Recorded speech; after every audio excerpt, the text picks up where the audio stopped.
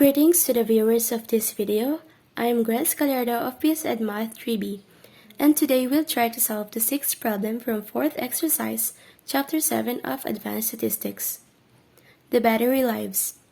It says here to find the 99% confidence for the variance and standard deviation of the weights of 25 1-gallon containers of motor oil if a sample of 14 containers has a variance of 3.2.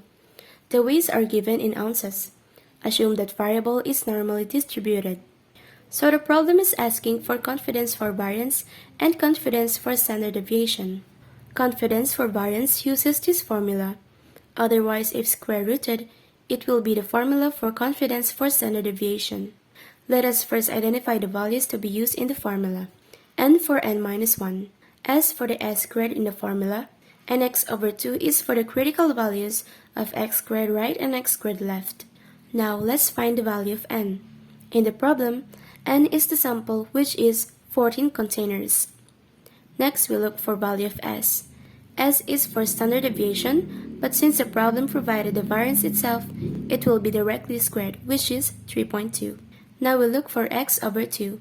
Here, we will be using the confidence provided in the problem, which is the 99%. To get the critical values of x squared right and x squared left, we will be using the x over 2. So we'll have to find the value of x first. And to get x, we will be subtracting 99% from 1. And that is 0.01. Now that we have the value of x, we can substitute it into 0.01 over 2. And that is equal to 0.005. And that will be the critical value of x squared right. Next, we'll have to look for x squared left. This time, what are we going to subtract from 1 is the critical value of x squared right, which is 0.005, and that is equal to 0.995. For some reason, the sum of x squared right and x squared left is 1, which explains where we had to subtract it both. Now that we have the critical values of 2, we will be looking to their area using the table G or the chi-square distribution. Unlike from table E, table G has what we call degrees of freedom, which is n-1. We substitute 14 and subtract it by 1, and that is 13. Going back to finding the areas, first, the x squared right using the degrees of freedom, 13 and 0.005, and that is 28.819. Next, the area of x squared left using the degrees of freedom, 13 and 0.995, and that is 3.565. Now that we have the sample, the variance, and the area of x squared right and x squared left, we are now ready to find the confidence for variance using the formula above. What we do is substitute the values of n, 14 minus 1 is 13.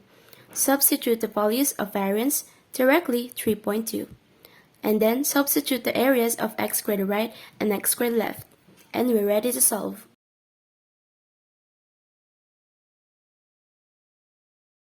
And that is the confidence for variance.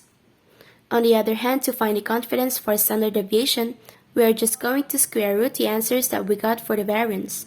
Square root of 1.40 is 1.2, and then we cancel this, so it will be the standard deviation itself. Square root of 11.67 is 3.4, and that is the confidence for standard deviation.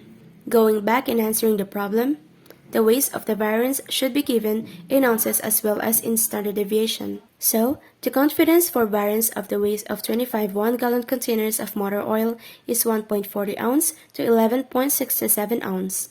And the confidence for standard deviation of the weights of 25 1-gallon containers of motor oil is 1.2 ounce to 3.4 ounce. I hope that we've got it right, and that's all for this video. Thank you.